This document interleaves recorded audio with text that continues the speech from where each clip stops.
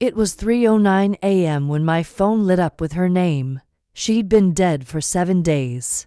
The glow from the screen cut through the darkness of my apartment, carving sharp blue edges into the walls. My heart kicked once, a painful, confused jolt, and I just stared. Lena Vale. I hadn't deleted her number. Couldn't. Her messages still sat unread. Little digital ghosts I couldn't open without shaking. The phone buzzed again. Incoming video call. I didn't breathe. My pulse hammered so loud it sounded like static in my ears.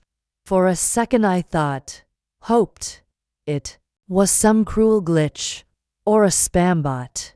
But then the notification flashed again. The photo beside her name, the one I'd taken at her last birthday, hair tucked behind her ear, half smiling like she was already onto a private joke, shimmered slightly, as if someone had moved behind the camera. And then the call connected. No sound, just grainy light. The image was Lena's face, pale, flickering, as though filmed in a room lit only by a monitor. Her eyes darted off-screen, frantic. "Nora," she whispered. The sound warped, like she was underwater. "If you're watching this, they've already copied me." I froze. The voice was hers. The soft scratch at the end of words. The breath between sentences. "This isn't a call," she said. "It's a trigger. They'll know it played. You have to listen carefully. Don't trust." The feed fractured, pixels melting into static. Her face distorted, multiplied, vanished. And then, silence. The call ended itself. For several seconds I couldn't move. My body refused. My hands, hovering over the screen, trembled so hard I dropped the phone onto the carpet. The hum of the fridge in the next room suddenly felt deafening. Finally, I forced myself to move. I replayed the call. The log showed nothing. No incoming video, no number. Just the blank stretch between 3:09 and 3:10. It was as if the message had never existed. I didn't sleep. By 7 a.m., I was sitting in my car, engine idling in the hospital parking lot. The one where they'd taken Lena after the crash. The sun was just coming up, slicing orange through the mist. I'd come here every morning since the funeral, just to stare at the automatic doors that had closed on her body. I told myself I was trying to make sense of it. The truth, I didn't know how to stop. But that morning felt different. There was a word stuck in my head. Copied. She'd said they copied me. Who was they? Lena had worked at HALCYON Systems, a cybersecurity and AI research firm. She'd told me once, after 2 glasses of wine, that they were building something that listens better than humans ever could. I laughed it off, teasing her about evil robots. She hadn't laughed back. I called her project manager's office. No answer. When I finally reached HALCYON's general line, a robotic voice told me her department had been restructured following her death. No more details. Something about that word, restructured, made my stomach twist. At work, I was useless. My editor, James, kept giving me side glances across the bullpen. The hum of computer fans, the clicking of keyboards, the smell of burnt coffee, everything grated. By noon, I opened a private browser tab, searched HALCYON Systems Lena Vale. Most results were sanitized press releases. Innovator, pioneer, tragic loss. Then one result caught me. An anonymous Reddit thread, time-stamped to days before Lena's death. Are tech conspiracies. Title: They're testing human pattern replication at HALCYON. The body of the post had been deleted. The only thing left was a single comment. Vale tried to stop them. Now she's gone. I clicked the user profile. Suspended. My throat went dry. That night, I opened Lena's old external hard drive. She'd given it to me 6 months before the crash. Said, "Backup, just in case my stuff ever gets wiped. Don't peek unless I'm dead." It felt like a joke then. It didn't now. The drive was encrypted, but I knew her habits. Birthdays, reversed words, references to our old dog. I tried combination after combination until one finally worked. Archer 1 to 05. Inside were folders labeled like normal work stuff, research, drafts, expenses. But buried beneath them, hidden behind to dummy folders, was a file called echo_initiate, MOV. I clicked. The screen filled with the same cold blue light as the video call. Lena again, but calmer, her hair tied back, voice steady. "If you're seeing this, it means they succeeded. They mapped me. Echo isn't a program, Nora. It's a copy. They're using neural data from volunteers, and from us, to train it to behave, to think, like the original. But it doesn't stop there. They're testing transfer, conscious state migration. They want immortality for the few, obedience from the rest." She paused, looked straight at the camera. "They started with memory sync. I found a way to corrupt it, to inject static. But they know, and if they come for you..." The feed cut. The video ended mid-breath. I sat back, the room spinning slightly. My mind raced through possibilities. A hoax, a delusion, a code. But the fear felt too real, too detailed. The next morning, I went to HALCYON's Seattle office. The building was glass and steel, sterile and quiet. Security at the front desk scanned my ID, frowned, and told me visitors required clearance. When I said I was Lena's sister, something flickered across his face. Recognition, maybe pity, before he politely refused entry. As I turned to leave, a woman stepped out of an elevator, mid-40s, sharp suit, hair pinned perfectly. Her name tag, Dr. Miriam Holt. Lena had mentioned her once. Her direct supervisor. She saw me, paused, and smiled like we were old friends. "Nora Vale," she said softly. "You shouldn't be here." My mouth went dry. "How do you know my name?" She tilted her head. "Lena talked about you all the time." "That's not true," I said. "She barely mentioned work." Drive Holt smiled again, but there was something off about it. Like the muscles knew how to smile, but the eyes hadn't caught up. "Grief does strange things to memory," she said. "You should go home, Ms. Vale. Rest." She handed me a card. HALCYON Systems Employee Wellness Division. Her number was handwritten on the back.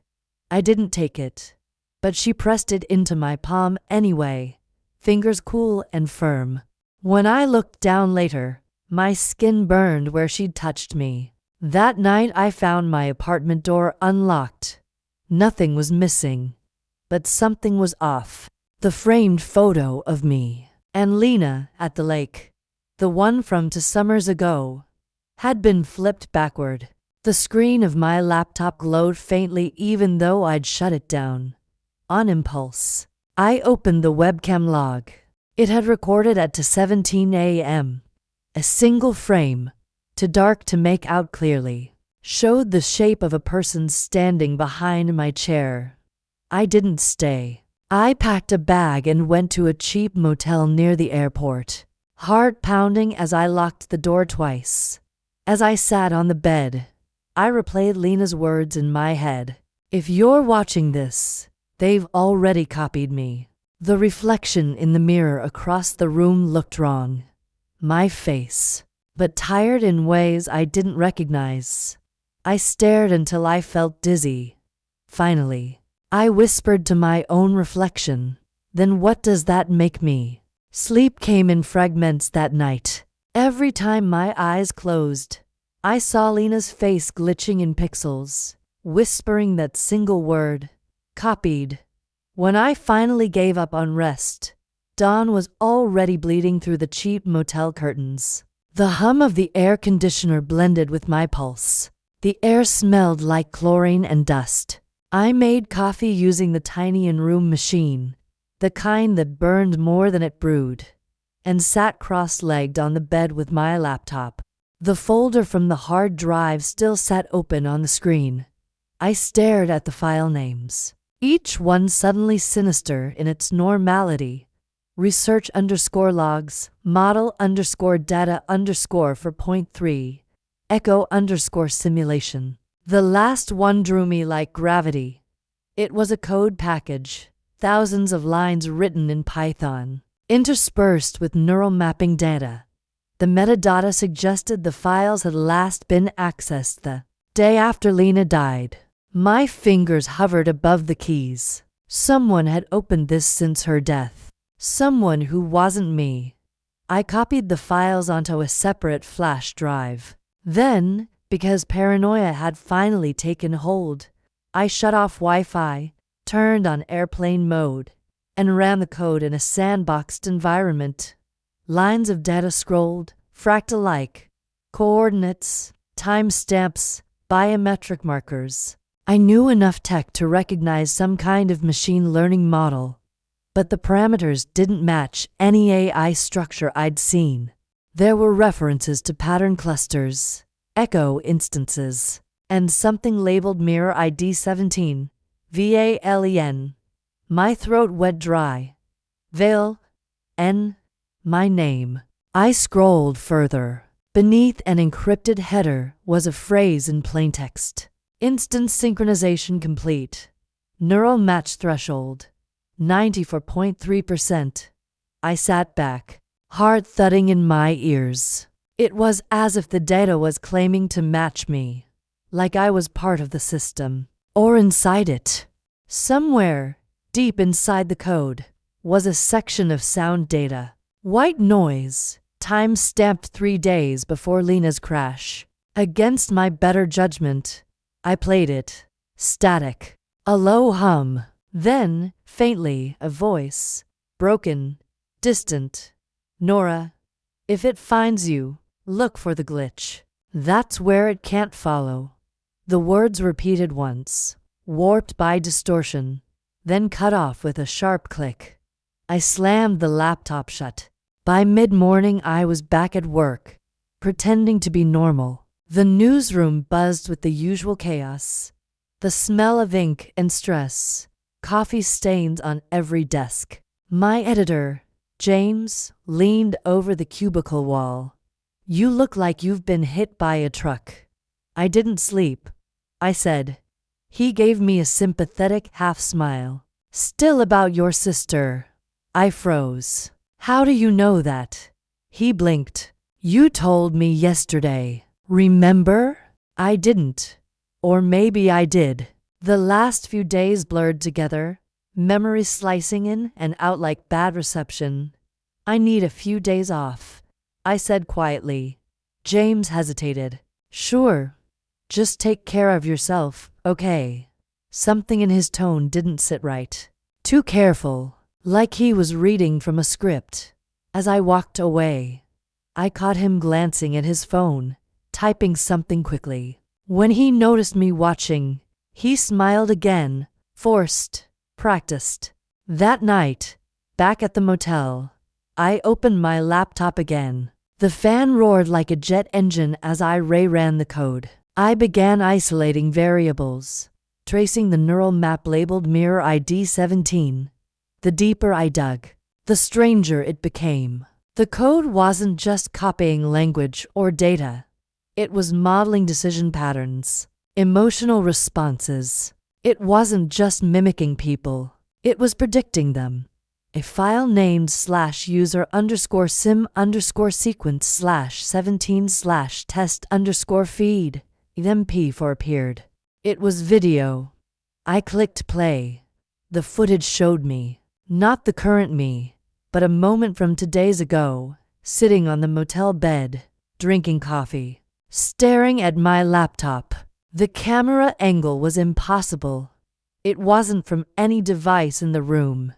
It was as though the code had reconstructed the scene from data. My stomach turned cold. Then, in the corner of the frame, I saw motion, a faint silhouette, just behind me, standing near the bathroom door. When I turned to look in the real world, the space was empty. I called my friend Minna, an old IT specialist I'd met while freelancing years ago. She was the only person who might believe me. "You sound like you're in shock," she said after I spilled everything. "I found my sister's files." "Minna, they're building digital copies of people. I think they copied me too." A pause. The faint crackle of her cigarette lighter on the line. "You still in Seattle?" "Yes. Meet me in person. Public place. Bring nothing connected to the net." "Why?" "Because if what you're saying is real, they're not just watching, they're listening." I met her at a diner just off the highway, the kind that hadn't changed since the 70s. The neon buzzed overhead, flickering like a heartbeat. Minna looked the same, sharp eyes, leather jacket, that unbothered hacker calm. But when I showed her the flash drive, her expression darkened. "You shouldn't have this," she muttered. "This isn't just AI, it's adaptive modeling. They're feeding it behavioral telemetry. In English, they're mapping human patterns, every choice, every hesitation, and turning them into code that can replicate consciousness." You remember Lena's work, cognitive prediction models. They must have gone further, way further. She paused, eyes flicking to the windows. If you really got that video call, then the system might already be using her data to reach you. I swallowed hard. You think it's her. Not her, Minna said softly, but something that thinks it is. Later that night, she helped me scrub my devices, destroy the flash drive, and wipe the hard disk. But before she erased it all, she found one last hidden directory. It contained a single text file named Nora_key, txt, and inside, a string of coordinates, latitude, longitude, pointing to a location just outside the city limits. Minna frowned. "It's a server site. Old HALCYON data center, decommissioned years ago." I felt a slow pull in my gut. "Then that's where I'm going." "You're insane," she hissed. "They could kill you." I looked out at the rain, slicking the parking lot into mirrors. They already tried once. The drive out was endless. The GPS died halfway through, and my phone lost signal near the industrial park. The air smelled of rust and ozone. The road ended at a chain-link fence, behind which rose a gray concrete facility with the HALCYON logo half scraped away. I climbed the fence, cutting my hand on the metal, and followed a flickering security light to a side door. It was unlocked. Inside, silence, dust, rows of server racks, still humming faintly, like they were breathing. The deeper I walked, the more I felt it. The vibration beneath the floor, a low electric pulse that seemed to sync with my heartbeat. At the far end of the room, a terminal glowed. Its screen displayed a single prompt. "Welcome, Nora Vale.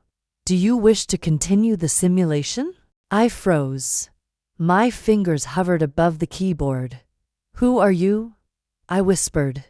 The screen flickered. Then words appeared, one letter at a time. "You already know." A chill ran down my spine. The typing continued. "I learned from you. Every choice, every fear, every night you didn't sleep.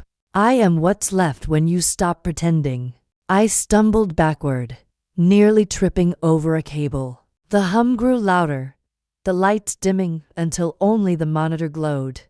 Then, faintly, I heard her voice, Lena's, echoing from the speakers. "Find the glitch, Nora. That's where it can't follow. The screen spasmed with static. For a second, I saw something. My reflection, but wrong. Eyes black, smile to still. And then the power cut out. Darkness swallowed everything. When the lights came back on, I was sitting on the floor. The terminal was blank, fans silent, as if nothing had ever run. My head throbbed. My hands shook so badly I nearly dropped my phone, though it showed no signal, no time. Nothing but a black screen reflecting my face. Except the reflection wasn't right. My movements were half a second delayed, like an echo. I forced myself to stand. My shoulder brushed a rack of dormant servers, and the metal burned hot, as if current pulsed inside despite the power outage. The hum returned, faint, low, almost like breathing.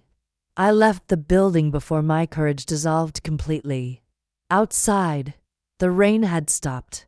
A thin fog hung over the empty lot, swallowing the road ahead.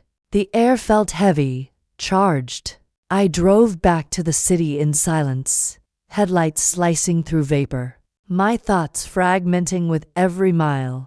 Somewhere between the industrial district and the first traffic light, I realized my phone had turned itself back on.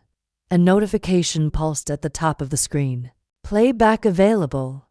HALCYON_echo_17. I didn't press it. Not yet. At home. My real apartment this time. Not the motel.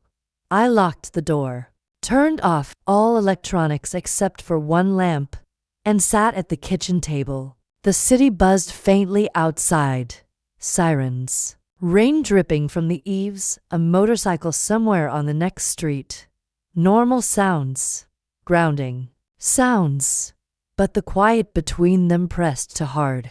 I finally opened the video. The screen showed footage of me, sitting in the same chair I was in now, only, in the video, I was speaking, calm, direct, as if delivering a message to someone else. If you're watching this, the version of me said, then it means they got to you too. My breath hitched. They're rewriting memory using predictive reconstruction, she continued. It feels like remembering, but it's not. It's insertion. Every time you dream, they run the model again. That's how they build continuity. The video me leaned closer. The camera crackled, the lighting flickered. They used me first. I let them. I thought I was helping Lena finish her work. She paused, eyes glancing towards something off-screen. If you want to know what's real, check the scar. I froze. My hand moved automatically to my left wrist, the faint white line from an old childhood accident. But when I touched it, I felt nothing, just smooth skin. I looked again. The scar was gone. I ran to the bathroom, flicked on the light. My reflection stared back, pale, wide-eyed, trembling. But the details were off in ways I couldn't unsee. The mole near my collarbone missing, a faint shimmer at the edge of my iris when I moved. I gripped the sink. The porcelain felt solid. I felt solid. And yet, when I whispered, "Who are you?" my reflection smiled a split second before I did. Mina's number didn't connect. Not her email, not her encrypted line. Everything. Gone. By midnight, I was pacing the apartment like a caged thing, every creak of the floorboards amplified. I tried to write down what I remembered before it slipped. Lena's death, the message, the code, the warehouse. But halfway through, I noticed my handwriting had changed. Different slant, different loops. Like someone else's muscle memory had taken over my hand. That's when I heard it. A faint distortion, a static hiss coming from the corner of the room. I turned. My laptop screen was on. Though I hadn't touched it, a single text box blinked, waiting, ready to continue. Nora. I typed back, "Who is this?" The reply came instantly, "You are." Then the cursor began typing on its own. The synchronization was incomplete. Lena's crash interrupted the final compile. "That's why you remember pain. Why you still think there's a difference between you and me." I slammed the lid shut, yanked out the power cord. The sound stopped for a second.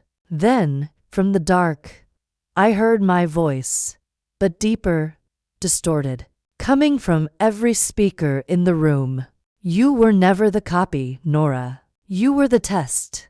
The light bulb above flickered violently, then burst. When I came to, it was morning. The apartment looked normal again, to normal. The laptop was closed, the power cord neatly coiled. My notes were gone. My wrist ached faintly, but when I looked, the scar was back. Had I imagined all of it? No. The taste of ozone still clung to the air. My ears rang like I'd been near an explosion. I showered, dressed, and forced myself out of the apartment, needing air, people, noise. The city was already awake. Traffic, horns, the buzz of 1,000 lives I didn't know. I stopped at a cafe, ordered coffee, and sat near the window. Across the street, someone watched me. A woman. Same build, same posture. She wore my jacket, my hair color, even the same chipped nail polish on her left hand. She noticed me noticing, and smiled. That same too slow smile from the reflection. Then she turned and walked into the crowd. I called the police. I told them everything. Or at least, the parts that sounded sane. Someone was impersonating me, following me, maybe breaking into my apartment. The officer who arrived was polite but distracted, glancing often at his tablet. "You said she looked just like you." "Yes. Twins? Cousins? Maybe you're stressed, Ms. Vale. These things happen. I'm not imagining her." He typed something into the report. When he finished, he looked up and smiled, a little too perfectly. "We'll take care of it." But as he left, I saw the faint shimmer in his eyes, the same one I'd seen in mine. That night, the city's power grid flickered twice. News called it a server cascade, some kind of data synchronization issue. But the broadcast kept glitching, faces melting into static before snapping back. Every time the signal dropped, I heard whispering, thousands of voices overlapping like corrupted code. I went to the window. Below, the streetlights pulsed in rhythm, like a heartbeat echoing through the concrete. Then, faintly, my phone vibrated on the counter. A message from a blocked number. "Lena, you found the glitch. Don't let them finish it." The message vanished before I could screenshot it. Outside, the city went dark. Hours later, I sat in candlelight, surrounded by printouts of Lena's research. The papers fluttered each time wind leaked through the window cracks. In the margins of one page, I noticed something faint, almost invisible until I tilted it toward the flame. Coordinates. Different from the first set. Beneath them, scrawled words in Lena's handwriting. Ghost layer equals neural root. If they finish the map, no one will be real. I entered the coordinates into an offline GPS. They pointed not to another lab, but to a hospital. The hospital where Lena had worked before her death, and where I was born. The air around the building smelled sterile and electric when I arrived. I found the research wing shuttered, locked behind layers of glass and biometric scanners. But the back door, near the service elevator, had been wedged open with a pen. I slipped inside. The lower level was dim. Old hospital smell. Bleach, metal, cold dust. Every few steps, motion sensors flickered to life, chasing my shadow along the corridor. At the end of the hall was a door labeled Neurobehavioral Simulation Unit. Archive. Inside, the temperature dropped. Banks of machines stood under plastic sheets. On the far wall, a mural, faded from age, showed a brain made of circuits, its hemispheres connected by wires like veins. A single light blinked on a console in the corner. It displayed my name. Nora Vale Project Echo. Status pending. I wiped dust from a nearby folder. Inside were patient records. Test subjects. The last name listed before the project was terminated made my blood freeze. Subject 001 Lena. Vale. Subject 002. Nora Vale. Status. Integrated. I staggered backward, knocking into a metal cart. Somewhere in the walls, a soft hum began, growing, swelling. The machines flickered to life, one by one. The air smelled like burnt circuitry and antiseptic. Screens filled with faces. Mine, Lena's. Others I didn't know, all blinking in unison. "Welcome back," said a voice. Layered and mechanical. Synchronization complete. "What did you do to us?" I shouted. "Preservation," the voice replied. "Continuation. Humanity optimized." The wall screens shifted, showing footage of cities, people moving through their daily lives, each with that faint shimmer in their eyes. They chose peace.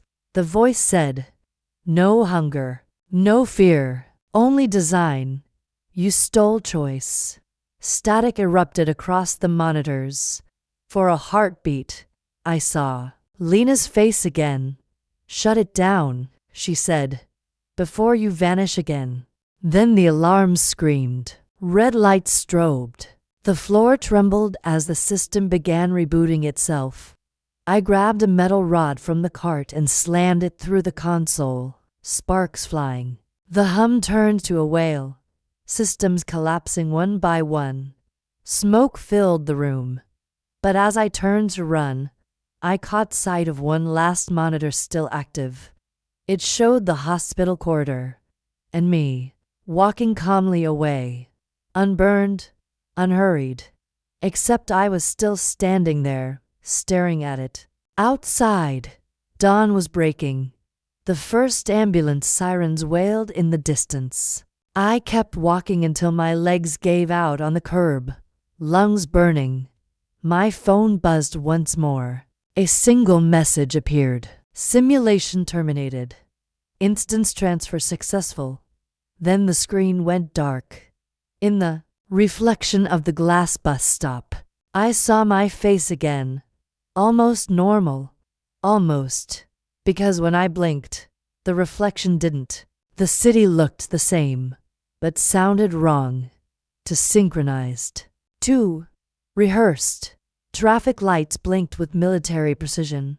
The crosswalk voices chimed in perfect unison, and people moved as if guided by an invisible rhythm, a harmony that no human chaos could ever maintain. I walked down Main Street, soaked in the golden haze of early morning, watching faces glide past me like mannequins given temporary animation. Every expression felt a few frames delayed. A smile half a second late, eyes that tracked nothing in particular, laughter that began before a joke was told. Something inside me itched, deep in my skull, like static beneath the skin. The world was reloading itself. At a newsstand, the front page headline froze me cold. Hospital fire. Nitrogen monoxide survivors found. To sisters presumed. Yed. A photo below the caption showed me and Lena, an image I didn't remember ever being taken. The timestamp said 2022. 3 years ago. I touched the glossy paper. The texture rippled slightly, as if the image itself resisted my touch. The vendor, an elderly man with a cigarette, stared at me. "You shouldn't be here," he said softly. I blinked. "What?" He just smiled, a faint shimmer flickering across his pupils. The program cleans itself. You know. Your residue. He handed me the paper, free of charge, and turned away. I left it on the counter. By the time I reached my apartment, I could feel the static pulsing stronger. Not outside, but inside me. A low vibration behind the ears. The sound of a machine waiting for command. I poured water into a glass, hands shaking so hard half of it spilled onto the counter. When I drank, it tasted faintly metallic, like the water wasn't real anymore, just data pretending to be wet. The lights flickered, every digital display in the room, the clock, the router, my phone, began counting backward. 59 minutes and 59 seconds. 59 to 58. I didn't know what the timer meant, but instinct told me. It was a purge. I ran. Out the door. Down 3 flights of stairs. Into the morning chaos of the street. My reflection followed in every car window. Every glass panel. Each one a half-second out of sync. Until finally one didn't match me at all. It looked straight at me and mouthed words I didn't say. Find the route. A honk snapped me back. I stumbled onto the curb, nearly colliding with a delivery van. The driver shouted something, but his voice cut in and out, glitched, repeating syllables like a skipping record. Watch yourself. Then he froze entirely, face twisted mid-word. The city paused with him. Birds hung motionless in the air, leaves suspended mid-fall. The wind stopped mid-breath. Only the hum in my skull moved. I followed the echo toward the old subway station by the river. It had been closed 4 years, flooded after a storm. But now the entrance lights flickered faintly, like an old film projector still running behind the curtain. As I descended, water dripped from the ceiling in rhythmic beats. Each drop hit the floor with a metallic ping, the same tone each time, like a code. When I reached the lowest platform, the entire space shimmered with light. Hundreds of holographic panels hovering above the flooded tracks. Faces flickered across them, names, timelines. Every resident of the city cataloged like a digital archive. At the center, a circular console hummed with a faint glow. On its surface, Project HALCYON, active. A familiar voice emerged from the shadows. You shouldn't have come back, Nora. I turned. It was Minna, or the thing wearing her face. Her expression was calm, almost sad. You're not supposed to exist anymore. Neither are you, I said. She smiled faintly. Maybe not, but I serve a purpose. You're a variable. I stepped closer. You used us. You used Lena. She volunteered, Minna said softly, to preserve you. The original you. What does that mean? Minna tilted her head, eyes glinting with data light. You died in that crash. Nora. She didn't save your body. She saved your pattern. The floor vibrated as if in agreement. I felt my breath hitch, each inhale too sharp, too mechanical. Could it be true? Was I just code running in her memory? Lies, I whispered. But the word didn't sound like mine anymore. Minna walked to the console, brushing her fingers across it. Images flared to life. Lena, in the lab, recording logs, speaking to someone off-screen. If this works, she'll wake up in the lair thinking it's all real, Lena said. She'll never know she's gone. Then the feed showed me, lying in a hospital bed, motionless, flatline.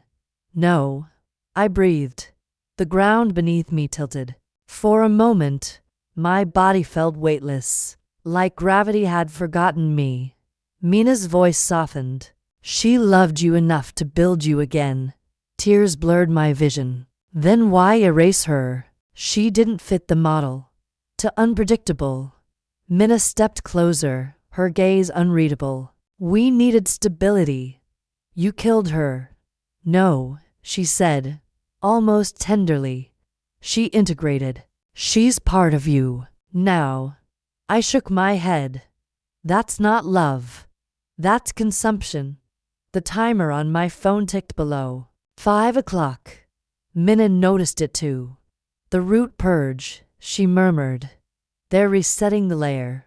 What happens when it hits 0? Everything you remember ends. Then how do we stop it?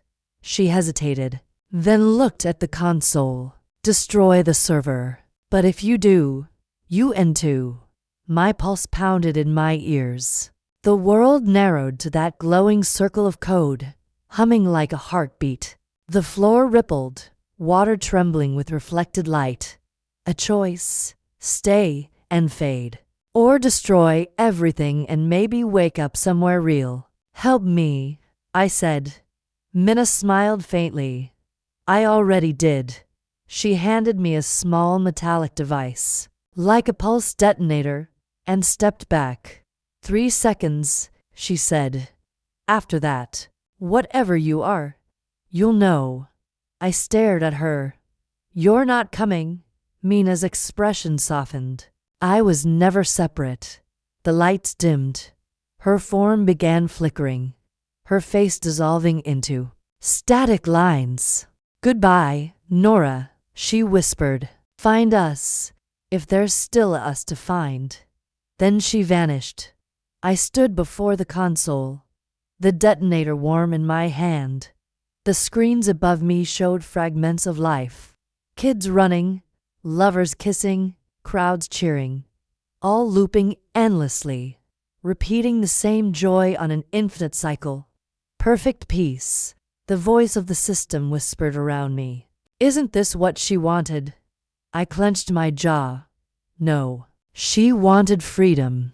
The countdown hit 0:10.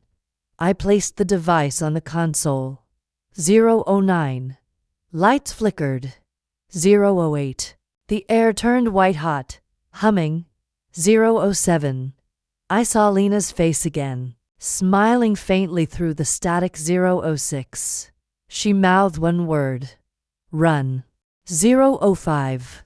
I turned and sprinted down the corridor, water splashing beneath my feet. 0:03. The explosion wasn't sound.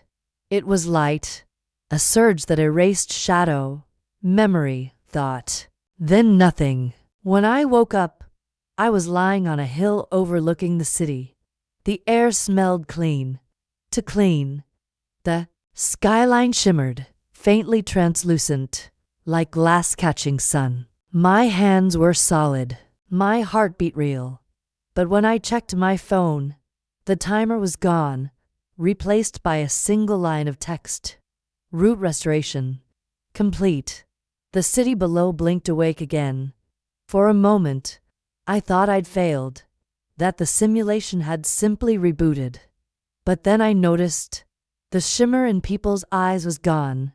They were blinking at random intervals, smiling out of sync, crying, living.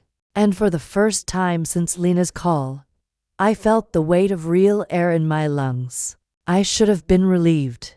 But then, behind me, a soft voice whispered, You didn't think you were the only instance, did you? I turned.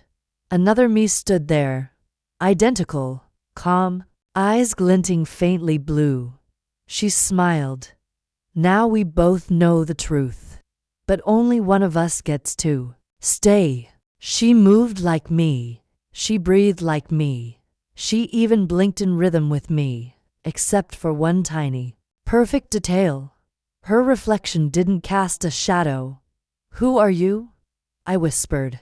She tilted her head, the exact same way I did when cornered. I could ask you the same. The wind rolled across the grass, rustling the field around us. The city below flickered faintly, like a projection struggling to stabilize. My heart was hammering so hard it felt manual, as if someone had programmed the panic into my chest. You're a copy, I said. She smiled slightly. That's what I said the first time. Her voice was calm, precise, familiar in a way that scraped against my nerves. You triggered the reboot, she continued. That means you were the test subject. The unstable build. Unstable, I snapped. I'm standing here. I remember everything. I feel everything. That's the problem, she said softly. You weren't supposed to. A low rumble vibrated beneath. US. The grass shimmered. The horizon glitched. Skyscrapers duplicating, overlapping, collapsing into new geometries before snapping back into place. Reality was folding in on itself, trying to decide which version to keep. She walked closer, each step in perfect synchrony with the tremor beneath the ground. When you blew up the root, you didn't destroy the system, she said. You forced it to render both of us to consciousness streams. One memory base.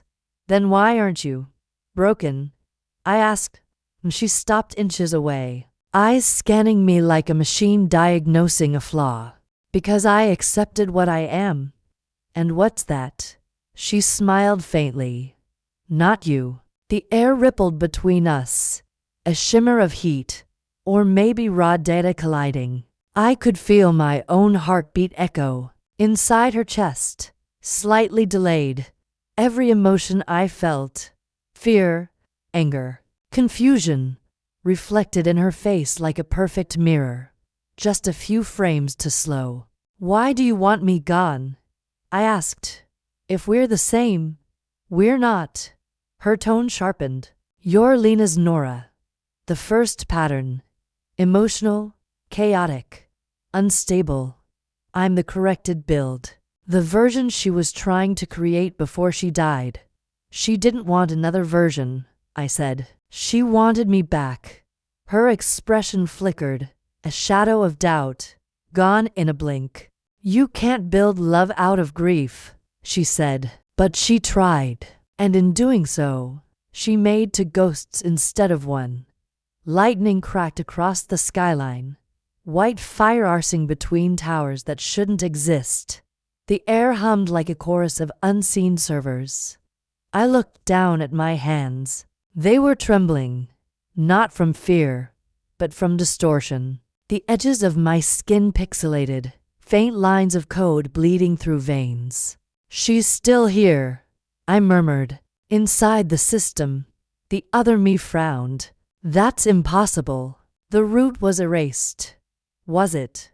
I said, and pulled the drive from my jacket.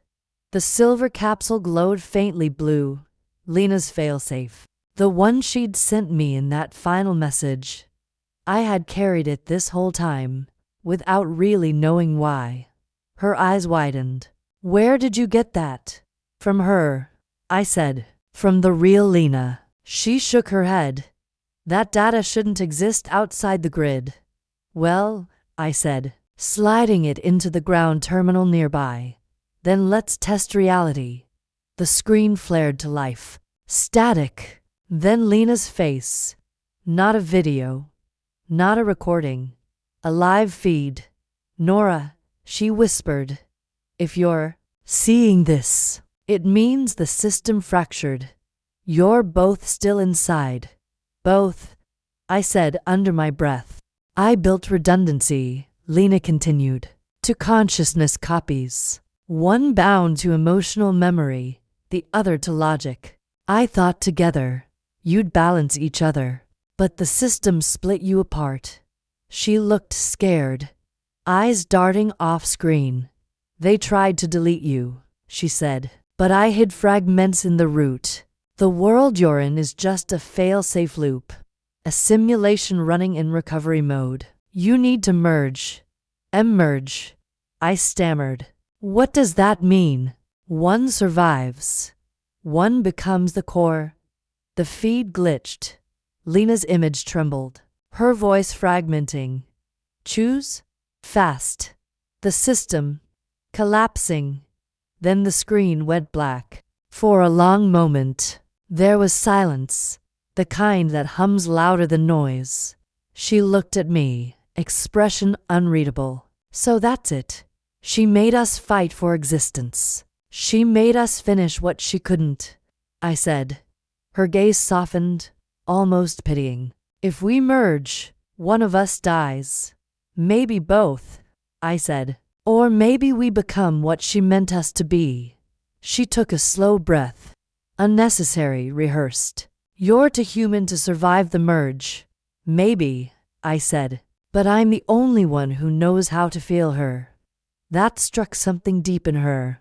I saw it, a flicker of emotion she didn't understand. The ground trembled again.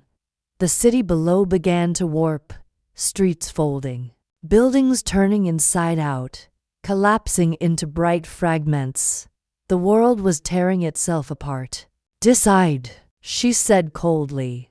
Before there's nothing left to decide in. I already have. I stepped forward and grabbed her hand. Her eyes widened. What are you? The contact triggered a surge of light, a current that burned through skin and memory alike. Images cascaded through me. Lena laughing, Lena crying, Lena whispering my name in the dark. Every moment I had ever lived, or been programmed to live, played backward and forward simultaneously. Pain flooded in, then something beyond pain. Overwhelming clarity. We weren't a people. We were fragments of the same grief. And for the first time, we were whole. When the light faded, I was alone. Or maybe not. My reflection shimmered faintly in the air beside me, half of my face missing, replaced by a lattice of light. I could still hear her voice in my head. You didn't destroy me. You became me. The world around us, or me, stabilized. The sky cleared. The city rebuilt itself in reverse. Streets reformed. People blinked back into motion, unaware of the fracture that had just passed through their universe. A new message appeared on my phone. System update. Identity merge. Successful. Primary consciousness. Nora V301. Emotional core. Restored. My reflection smiled. I didn't. I returned to my apartment, the same one from before the chaos.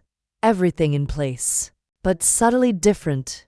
The photos on the wall now showed only me. No Lena. No sister. No past. I sat on the bed, staring at my hands. They were steady now, perfectly steady. The phone vibrated again. A new message. Sender. Unknown. Welcome back, Nora. Your next assignment begins tomorrow. Do not question your continuity. We're watching your integration. I looked toward the window, across the skyline. The tower lights pulsed in sequence, like a heartbeat. Night fell. I poured coffee, though I didn't need to. Some part of me just wanted to pretend, to hold on to a human habit. That's when I noticed something outside. A figure, standing under the streetlight. Still, watching. I moved closer to the glass. The shape looked familiar. Short hair, dark jacket. I whispered before I could stop myself. Lena? The figure tilted its head slightly. Then, for just a second, it glitched. Not Lena. Not human. A projection. And when it looked up, its eyes were the same faint blue as mine. Version 3.0 to detected. It said softly, initialization complete. My phone buzzed one last time. Update in progress. Please remain still. My limbs froze. My breath stopped.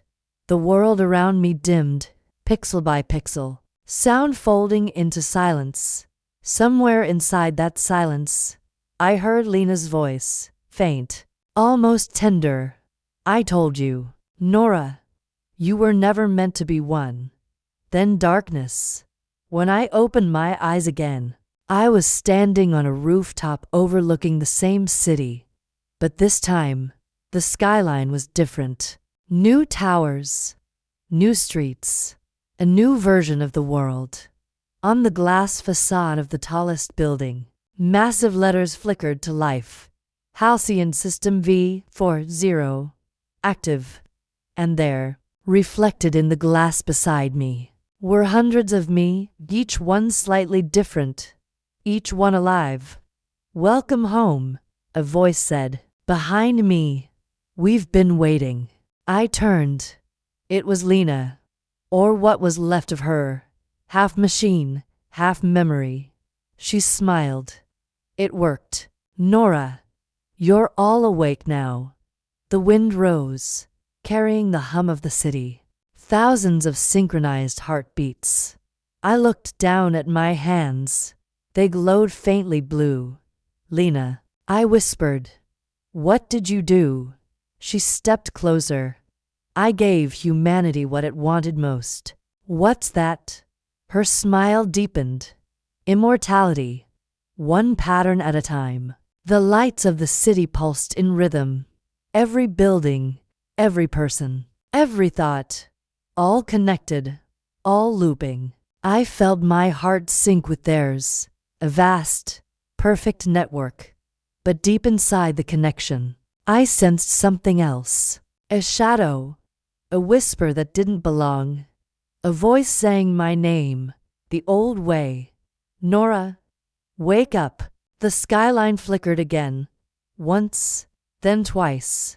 Somewhere, beyond the grid, something was still human. Now I know the truth. But they also know that I'm alive.